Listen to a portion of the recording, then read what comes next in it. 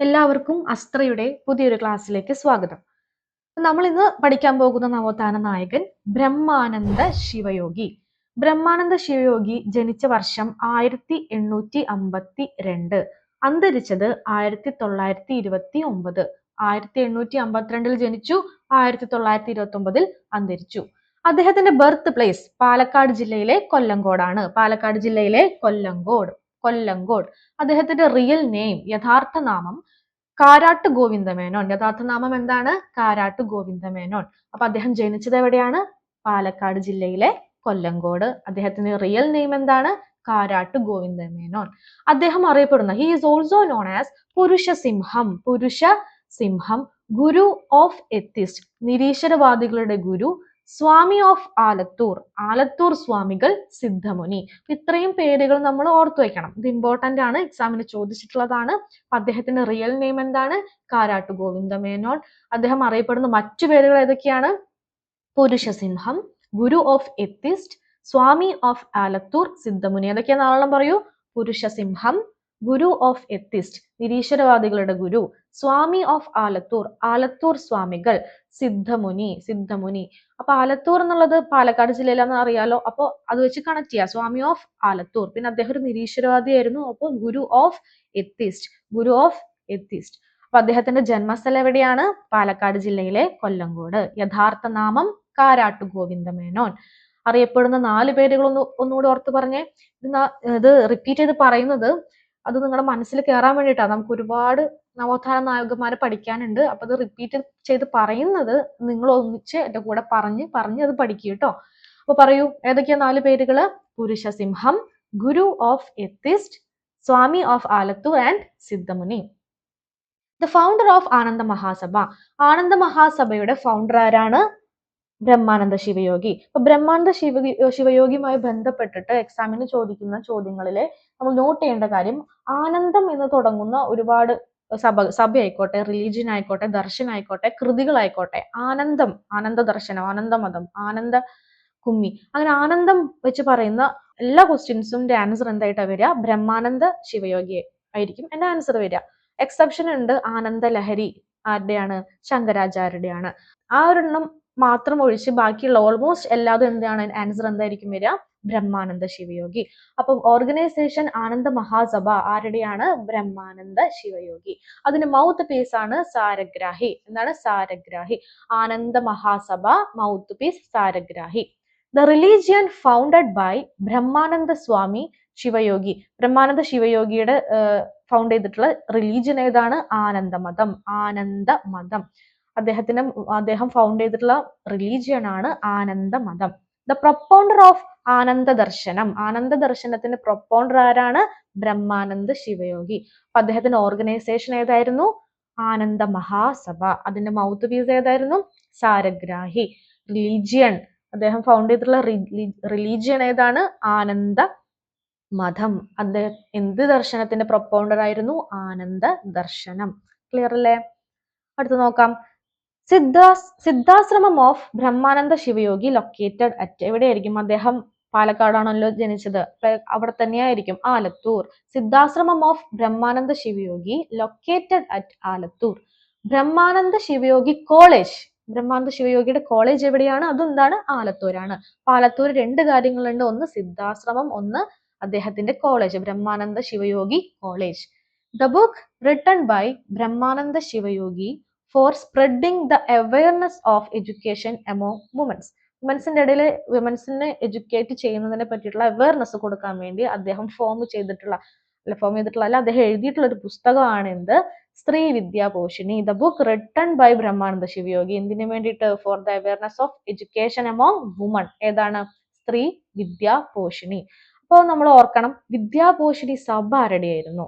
സ്ത്രീ വിദ്യാപോഷിണി എന്ന് പറഞ്ഞൊരു ബുക്കാണ്. വിദ്യാപോഷിണി സഭ ആരുടെയാണ്? സഹോദരൻ അയ്യപ്പൻ. അപ്പൊ സ്ത്രീ വിദ്യാപോഷിണി എന്നുള്ള ബുക്ക് എഴുതിയത് ബ്രഹ്മാനന്ദ ശിവയോഗി. വിദ്യാപോഷിണി സഭ ആരുടെയാണ്? Sahodaran Ayyappan. After the death of Brahmananda Sivayogi, Stree Vidyaposhini publication was continued by ആരാണ്? അദ്ദേഹത്തിന്റെ വൈഫാണ് യോഗിനി ദേവി. സിദ്ധാശ്രമം ഒന്ന് ഓർത്ത് നോക്കാം നമുക്ക്. സിദ്ധാശ്രമം, പിന്നെ ബ്രഹ്മാനന്ദ ശിവയോഗിയുടെ കോളേജ് എവിടെയായിരുന്നു? ആലത്തൂരായിരുന്നു. അദ്ദേഹം എഴുതിയ പുസ്തകമാണ് സ്ത്രീ വിദ്യാഭൂഷണി. എന്തിനു വേണ്ടിയിട്ടാണ്? Spreading the awareness of education among woman. Vidyabhushani Sabha ആരുടെയാണ്? സഹോദരൻ അയ്യപ്പൻ. അദ്ദേഹത്തിന്റെ മരണശേഷം ശ്രീ വിദ്യാഭൂഷണിയുടെ പബ്ലിക്കേഷൻ കണ്ടിന്യൂ ചെയ്തത് ആരാണ്?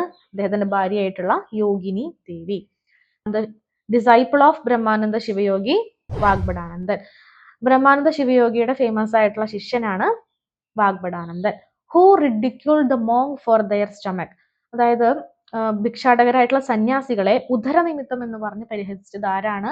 Brahmananda Sivayogi. The publication started by Brahmananda Sivayogi to propagate his ideas. അദ്ദേഹത്തിന്റെ ഐഡിയാസ് പ്രൊപ്പഗേറ്റ് ചെയ്യാൻ വേണ്ടി അദ്ദേഹം സ്റ്റാർട്ട് ചെയ്ത പബ്ലിക്കേഷൻ ആണ് സാരഗ്രാഹി. ഇത് നമ്മൾ നേരത്തെ പറഞ്ഞു അല്ലെ. ഇത് എന്തിന്റെ മൗത്ത് പീസ് ആയിരുന്നു? ആനന്ദ മഹാസഭയുടെ മൗത്ത് പീസ് ആയിരുന്നു. The biography Brahmananda Shivayogi was written by PV Narayanan Nair. Brahmananda Shivayogi എന്ന് പറഞ്ഞിട്ടുള്ള ജീവചരിത്രം ബയോഗ്രഫി എഴുതിയിട്ടുള്ളത് ആരാണ്? PV നാരായണൻ നായർ. അദ്ദേഹം അറിയപ്പെടുന്ന തൂലികാ നാമമാണ് Pavanan. PV Narayanan Nair Pavanan. Pavanan PV Narayanan Nair. Famous, അപ്പൊ ഒന്നുകൂടി നോക്കാം. അദ്ദേഹത്തിന്റെ ഫേമസ് ഡിസൈപ്പിൾ ആരായിരുന്നു? Vagbhatanandan. Who ridiculed the monk for their stomach. സന്യാസികളെ ഉദരനിമിത്തം എന്ന് പരിഹസിച്ചത് ആരാണ്? ബ്രഹ്മാനന്ദ ശിവയോഗി. അദ്ദേഹത്തിന്റെ പബ്ലിക്കേഷൻ ആണ് സാരഗ്രാഹി. അദ്ദേഹത്തിന്റെ പേരിലെ ജീവചരിത്രം എഴുതിയത് ആരാണ്? PV നാരായണൻ നായർ പവനൻ. ക്ലിയർ അല്ലേ? The words of Brahmananda Sivayogi. അദ്ദേഹത്തിന്റെ ഫേമസ് ആയിട്ടുള്ള വേർഡ്സ് ആണ്, എക്സാമിന് ചോദിച്ചിട്ടുള്ളതാണ്. Mind is the god and control of mind is the supreme achievement. മനസ്സാണ് ദൈവം എന്ന് പറഞ്ഞത് ആരെ? മനസ്സാണ് ദൈവം എന്ന് പറഞ്ഞത് ആരെന്ന് ചോദിച്ചിട്ടുണ്ട്. മൈൻഡ് ഈസ് ദ ഗോഡ് എന്ന് പറഞ്ഞത് ആരാണ്? Brahmananda Sivayogi. The happiness of mind is heaven, unhappiness is hell. There is no other heavens or hells. ഒരു മനുഷ്യന്റെ മനസ്സിലെ സന്തോഷമാണ് സ്വർഗം എന്ന് പറയണത്, സന്തോഷമില്ലായ്മയാണ് നരകം എന്ന് പറയുന്നത്. അതല്ലാതെ വേറെ സ്വർഗ നരകങ്ങളില്ല എന്ന് പറഞ്ഞത് ആരാണ്? ബ്രഹ്മാനന്ദ ശിവയോഗി. പഠിപ്പ് തന്നെ മനുജന് ഭൂഷണം, ഉടുപ്പ് ഭൂഷാദികൾ ഒന്നുമില്ലഹോ, മിടുക്കരായിട്ട് വരണമെങ്കിലോ മടിച്ചിടാതങ്ങു പഠിച്ചുകൊള്ളുവിൻ എന്ന് തുടങ്ങുന്ന പ്രശസ്ത പദ്യകൃതി ആരുടെയാണ്? ബ്രഹ്മാനന്ദ ശിവയോഗിയുടെയാണ്. അപ്പൊ മൂന്ന് കാര്യങ്ങളിൽ രണ്ടെണ്ണം നോക്കിയാൽ മതി, മലയാളം ചോദിക്കാനുള്ള സാധ്യത കുറവാണ്. മൈൻഡ് ഈസ് ദ ഗോഡ്, മനസ്സാണ് ദൈവം എന്ന് പറഞ്ഞത് Brahmananda Shivayogi. Happiness of mind is heaven, unhappiness is hell, there is no other heaven or hell എന്ന് പറഞ്ഞത് ആരാണ്? ബ്രഹ്മാനന്ദ ശിവയോഗി. അദ്ദേഹത്തിന്റെ പ്രധാന കൃതികൾ നമ്മൾ നോക്കണം. നമ്മൾ ക്ലാസ്സിന്റെ തുടക്കത്തിൽ പറഞ്ഞതായിരുന്നു ആനന്ദം എന്ന് തുടങ്ങുന്ന കൃതികൾ ഓൾമോസ്റ്റ് എല്ലാതും ആരുടെയാണ്?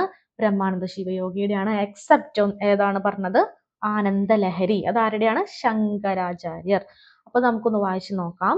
ആനന്ദ ദർശനം, ആനന്ദക്കുമ്മി, ആനന്ദഗണം, ആനന്ദ മതപരസ്യം. ഏതൊക്കെയാണ്? ആനന്ദ ദർശനം, അതിൽ ആനന്ദക്കുമ്മി ചോദിച്ചിട്ടുള്ളതാണ്.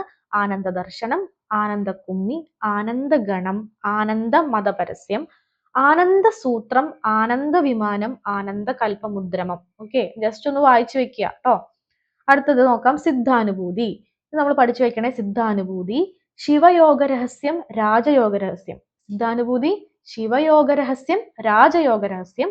ജ്ഞാനക്കുമ്മി ചോദിച്ചിട്ടുണ്ട്. ജ്ഞാനക്കുമ്മി, അപ്പൊ ഒരു കുമ്മിയും കൂടി നമ്മൾ പഠിച്ചിട്ടുണ്ടായിരുന്നല്ലോ. എന്താണ്? ആനന്ദക്കുമ്മി അല്ലെ. അപ്പൊ ആനന്ദക്കുമ്മിയും ജ്ഞാനക്കുമ്മിയും ആരുടെയാണ്? ബ്രഹ്മാനന്ദ ശിവയോഗിയുടെയാണ്. പിന്നെ എക്സാമിന് ഒരു കുമ്മിയുടെ കൂടെ ഒരു കുമ്മിയും കൂടി നമ്മൾ പഠിച്ചിട്ടുണ്ട്. ആരെയാന്ന് ഓർക്കുന്നുണ്ടോ? ജാതിക്കുമ്മി. അതാരുടെയാണ്? ജാതിക്കുമ്മി പണ്ഡിറ്റ് കറുപ്പന്റെയാണ്. ജാതിക്കുമ്മി പണ്ഡിറ്റ് കറുപ്പൻ.